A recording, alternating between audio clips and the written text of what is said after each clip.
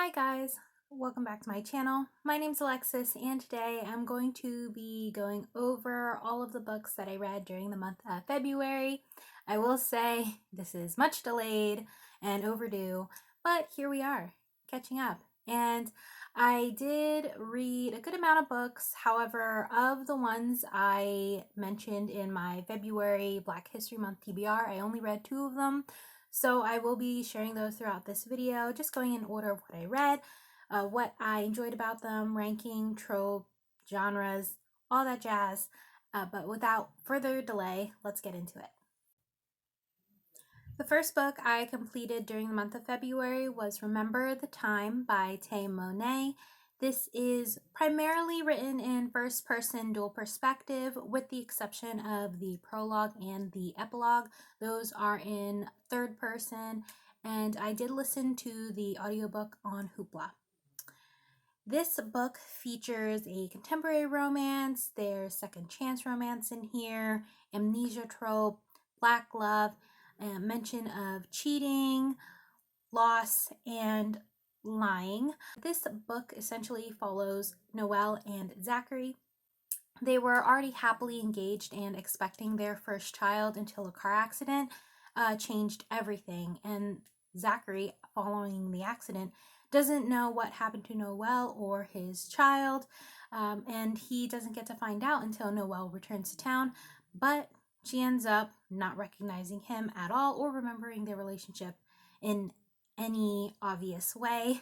I will say I loved the amnesia trope in this, and it was very reminiscent of The Vow. I love those actors, and I thought they did pretty well in the movie. I still own it, but maybe I'll revisit someday.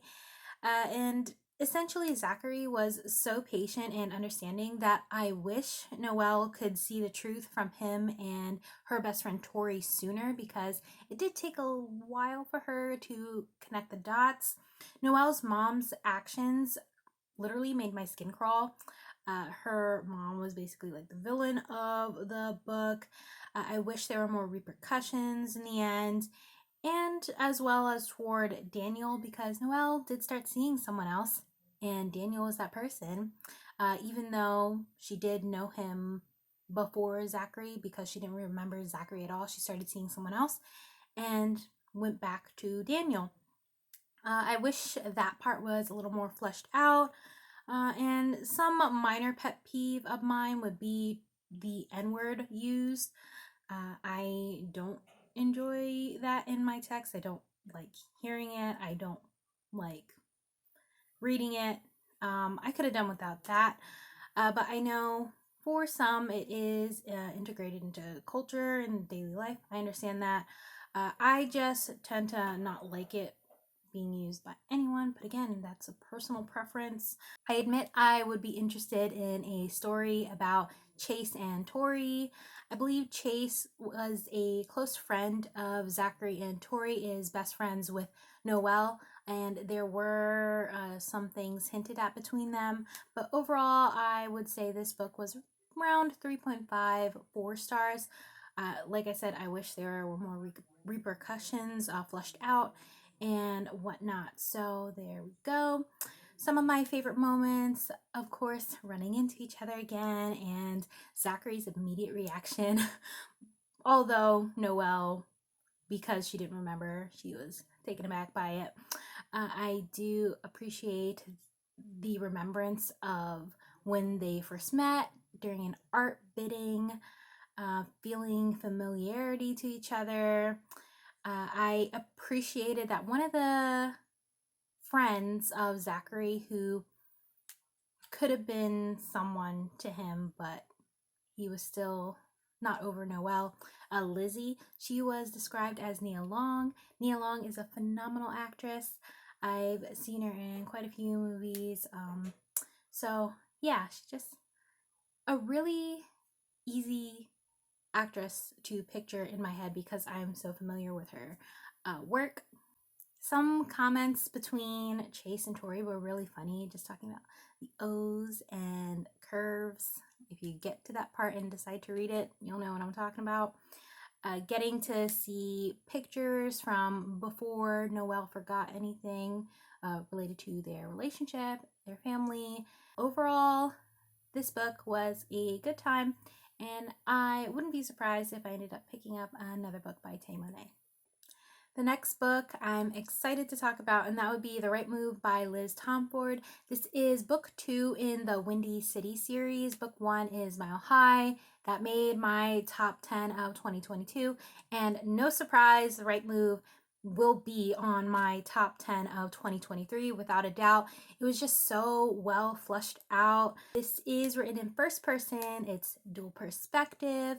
It features contemporary romance. It is a sports romance between an NBA player and his sister's best friend. This is multiracial romance. It involves a fake dating. They are roommates. There's a cheating ex mentioned for both of them, really.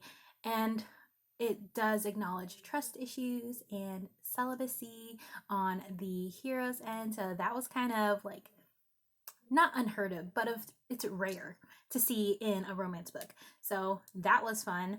And there is some ASL representation, not between the two leads, but for one of them's family. And I really enjoyed the descriptions of it. And again, the representation. And clearly, the author did her research. She has talked about it in an interview. If you haven't seen that already on the Love Librarians channel, I'm already looking forward to book 3 in the series, but let me not get ahead of myself. This book essentially is following Indy and Ryan. After catching her longtime boyfriend cheating, Indy moves in with her best friend's brother, Ryan, who is the captain of the Chicago NBA team. Feeling pressure for work, Ryan decides to propose fake dating, and she can be there for his work events, and he could be there to help her get over her ex and for family events on her side. So she brings a lot of color into his life. He shows her the love that she deserves, and I just lived for this book. So many things I loved about it. I probably went through this book way too fast. Like I said, we'll definitely have this author on my top reads of 2023. She already skyrocketed to one of my top favorite authors for contemporary romances, and it just was filled with romantic tension, so many type of love languages that were mentioned for both characters. It's my kind of humor. It's just everything I love about it. And the hero, Ryan, is a gem, and he was celibate for years. I believe it was around 7 years or so because of something that happened on his side. He knew himself well enough, and he and Indy were just perfection. This man was learning ASL. He wanted to be able to communicate with her family. He made her cold coffee fresh instead of like buying it for her or just putting ice in it. Like so many little actions day to day that reflected his love. Everything, loved it. Indy, on her end, she is very much a nurturing character, and she's a great friend to everybody. There were daily updates that she would send to Stevie about her roommate situation with Ryan. That was just, if you decide to read it, and if you end up joining Liz Tomforde's Facebook group page, there's already a thread going around, I believe, of just talking about the updates from Indy to Stevie and which ones were most entertaining. I definitely have my favorites, but you just gotta read it to experience it and enjoy it for what it is, and that is just perfection. We already know who book 3 will follow. I did talk about that in my recent releases video, which came out a few weeks ago. But if you want full disclosure, more than what I already gave. You can check out that video. I'm looking forward to the other two heroes that we already know about. We already know who book 3 will follow, and we already know who book 4 will follow. I have a suspicion about who book 5 could be, but Liz Tomforde did mention that she's unsure if it will be 4 books in the series or 5 books. Either way, I'm looking forward to it. Definitely plan on getting my hands on hard copies one day. Mail covers first, and then the discreet if ever. But they are stunning. The next book that I completed was Final Offer by Lauren Asher. This is also mentioned in the recent releases video. This is book 3 in the Dreamland Billionaire series. I do plan on potentially doing a video talking about the series as a whole and my thoughts on it, my favorites, likes, dislikes, all that. But that's in weeks to come. Short story about this. It is first person, written dual perspective. It features contemporary romance, second chance romance, interracial romance, small town. There is child involved in here, alcoholism for one of the main characters, and addiction, and verbal abuse. I will say that essentially this follows Cal and Lana. In order to gain inheritance for himself and his brothers, Cal has to return to the small town because of his grandfather's will, and essentially run into the woman he left behind, and he has to figure out what is worth fighting for. So this is very much a self-growth thing on his end, and in a way for Lana as well.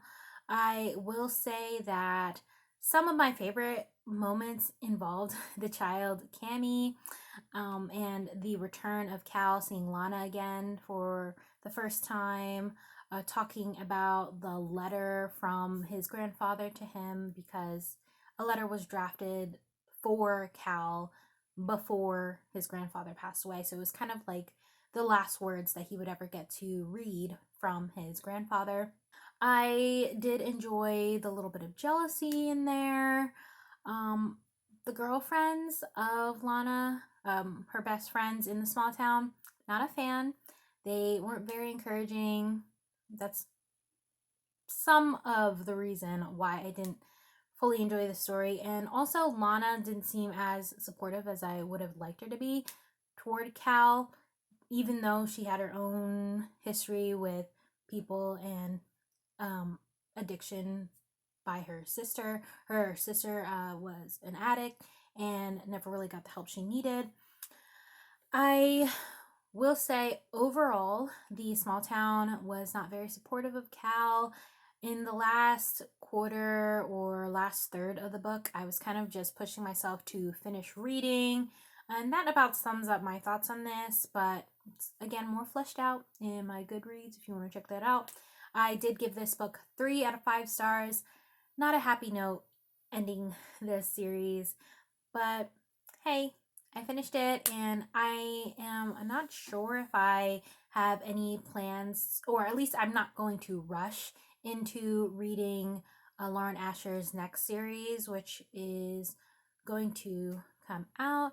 I don't even know what the plot is going to be or who it's going to follow. I assume it's going to be a spinoff of the Dreamland Billionaire series, but again, I know nothing regarding books after the series. So that being said, let's move on.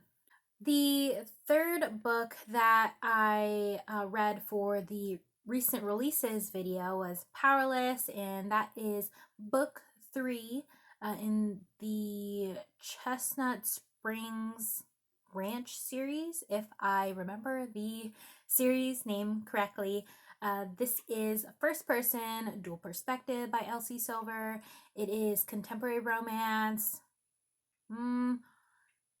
It could be described as a hockey romance because the hero is a hockey player. However, his sports scenes, maybe there are like 2 events that actually have hockey involved, but everything else is basically small town, family oriented things. So I wouldn't fully commit to saying this is a sports romance, but because he's an athlete, sure. It is friends to lovers, long time friends to lovers, since childhood friends to lovers. He was so close to the point where they considered him the cousin that's not related. Okay, there's mutual pining. For the most part, she falls first, but he falls harder. So cute. I enjoyed this because runaway bride situation. There's mention of verbal abuse in here and mention of loss of loved one as well as child abandonment. So we do get to see hints at their backgrounds. But after nearly 2 decades of friendship, Jasper can't help but want to be there for Sloane, even if she is engaged to someone else. It turns out that someone else wasn't the one for her, and he helps her run away. For me, it felt a little slow paced. There was so much potential for long term friends. The first half lived up to my expectations, but I was hoping for Jasper and Sloane to kind of present more angst in their relationship. Jasper's family had situations going on, and as did Sloane's family. Thoughts are there, but again, I go into more depth in the recent releases video, so feel free to check that out. Still decent, but I enjoyed book 1 Flawless and Heartless for sure more than Powerless. So just to give an idea, book 1 Flawless I gave 4 stars, Heartless I gave 5 stars, and Powerless as book 3 in the series I've given 3 stars. So it did not live up to my expectations, but we already know who book 4 will follow. I'd already have my concerns, but I'm not going to share them right now. Yeah, so 3 out of 5 stars for Powerless. On to the next. The next book that I read was The Last Battle by C.S. Lewis. This is the final book in the Chronicles of Narnia series. It is written in third person perspective. I listened to the audiobook. This is considered juvenile fiction, fantasy, and a children's classic. If you are familiar with Narnia World, essentially this is like the last we'll see of Narnia for reasons that you'll just have to get into the story yourself, because this is far too into the series, and if you have any interest in picking it up, feel free, you might as well, or even check out my Goodreads review. But I'm not gonna disclose what happened because it is a long story. I mean, there are, I believe, 7 books in the series, and this is the last one. But, all in all, I will say I did enjoy it. I do wish certain things were more fleshed out, but at the end of the day, I did give it 4 out of 5 stars. Certainly think it is worth being a classic, and there are conversations to be had about the themes here, how it overlaps with real life. There's conversation about religion and belief, having hope versus despair, and all those wonderful themes that are worth talking about and acknowledging, whether you come from a religious background or not. And also, there were some mentions of characters from previous books, which does not happen for every book in the series, because sometimes it just follows completely different set of characters that it was confusing at first. But this one went through relatively smoothly. So yes, 4 out of 5 stars. I don't know if I'd ever revisit the series, but I could see it having the potential to be one of those. Maybe if I introduce it to children around me, I don't know. But moving on. I listened to the audiobook Accidentally Compromising the Duke by Stacy Reid. This is book 1 in a series. It is written in third person and it is an audiobook. It is, of course, as you can tell by the cover, historical romance. This is a marriage of convenience romance.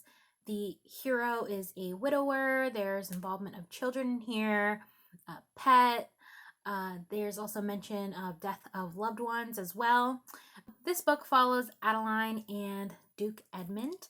Adeline was being betrothed to a vile man because of her family. She had intentions of being caught in a situation with another mister, but instead she stumbled into the Duke's room to avoid ruination and to get his daughters a new maternal figure.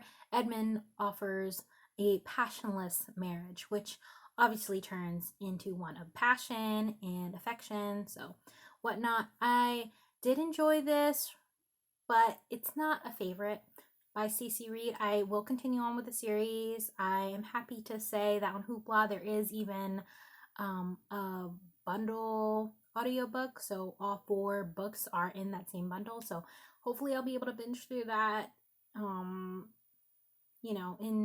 well, it's going to be April, so hopefully I binge that in April. I'm surprised I haven't heard more about this book, and it's not my favorite, but I can see why it could be someone's favorite.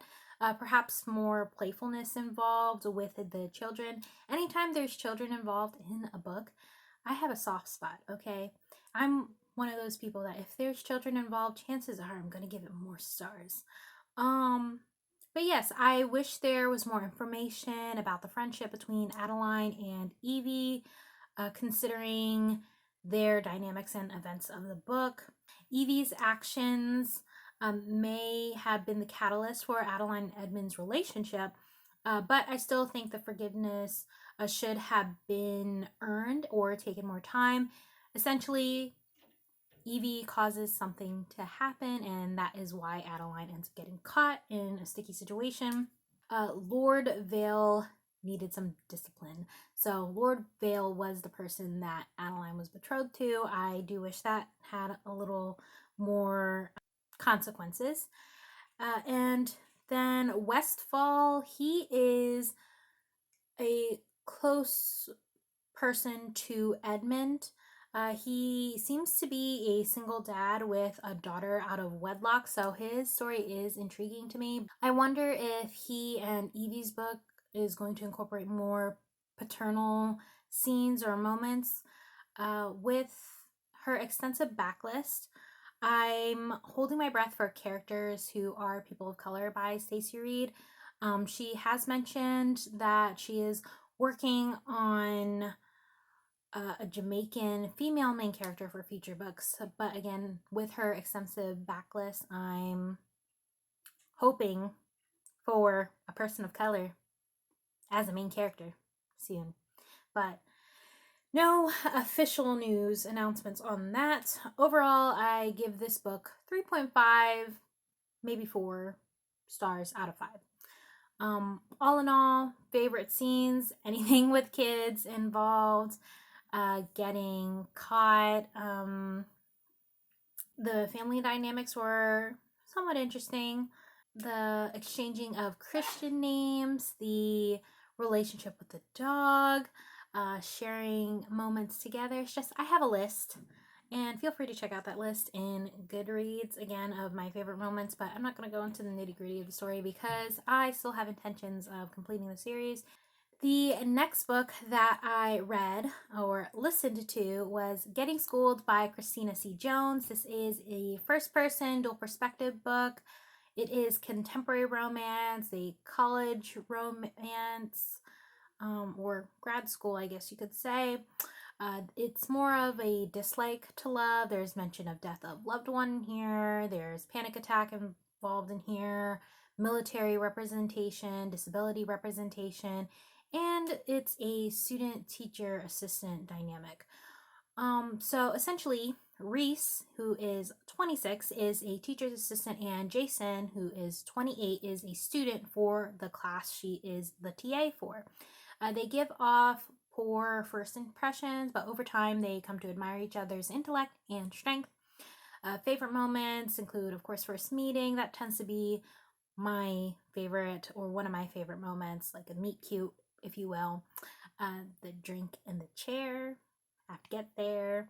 Their one night together, the deadbolt when you get there, a spaghetti, and teasing of leaving. So that may be vague, but if you decide to read it. I don't want you to not be surprised. So this is just another cute story by Ms. Jones. It's already implied that Jason's brothers and Devlin, who is Reese's best friend, will get books later on.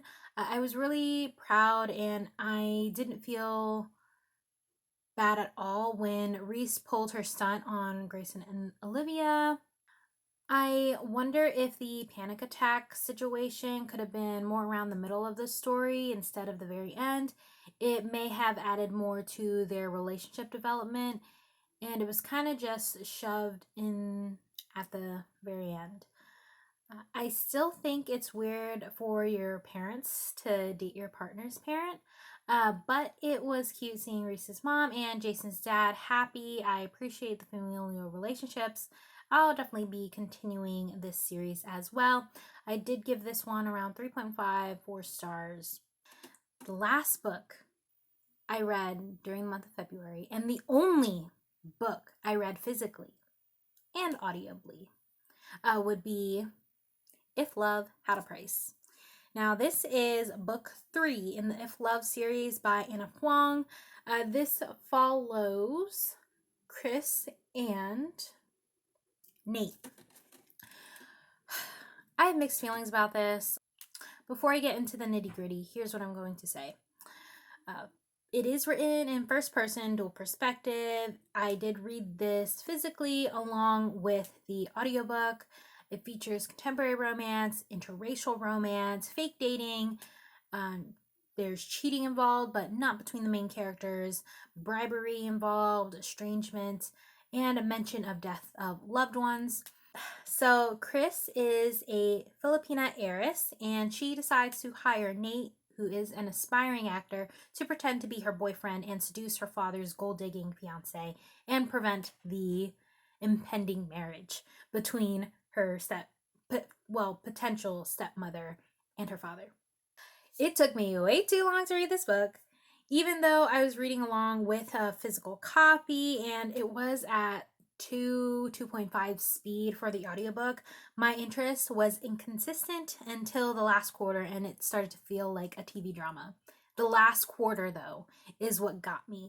The rest of it, anything before that, if it wasn't for the fact that I paid for this book and I needed to decide if I want to keep the series, because this cover is just not available anymore, and that's another reason why I felt like pressured to get it, because I knew that Anna Huang's books are some of my favorites, but I also wanted to see her backlist, and these weren't going to be available much longer, so I thought I might as well get the series, and I fully intend on finishing the series. This is book 3. I just have to finish book 4, and after that I'm done with the series, and it remains to be seen if I'm going to keep them or try to give them away. I don't know. The outline was there for the plot points, but the result was just lacking for me. The backstories for the families and the relationships with them were interesting. A lot of the information was packed into the last 25%, though. Like the reveals on, their relationships or fallouts from years past didn't get revealed until the last quarter. I wish maybe they could have been trickled throughout, or maybe hinted at, maybe even flashbacks. That would be elevating the story more. And maybe people just want to see the last quarter pack in a bunch of things, but I am not one of those people. I want to see the build up and then have that moment when your mouth just drops. The last quarter did that for me, but the first 3 quarters of the book, I was forcing myself. Like, the ending chapters had several time jumps as well and made the timeline confusing with the previous books. I'm not going to bother trying to sort it out by any means. As someone who identifies as half Filipina, someone who is raised in the US, I feel like Chris, as a first-generation Filipina American, there could have been more involvement of Filipino culture. This one was just a disappointment. I gave it 3 out of 5 stars, and this is kind of more of a reason that I am concerned for the future release, King of Pride by Anna Huang, which is scheduled to come out end of April. I'm gonna leave it at that for February. And those are all the books that I read for the month of February. Let me know in the comments down below if you've read any of these yourself or if you have any suggestions for me. But with that being said, my name's Alexis, and until next time, take care and happy reading.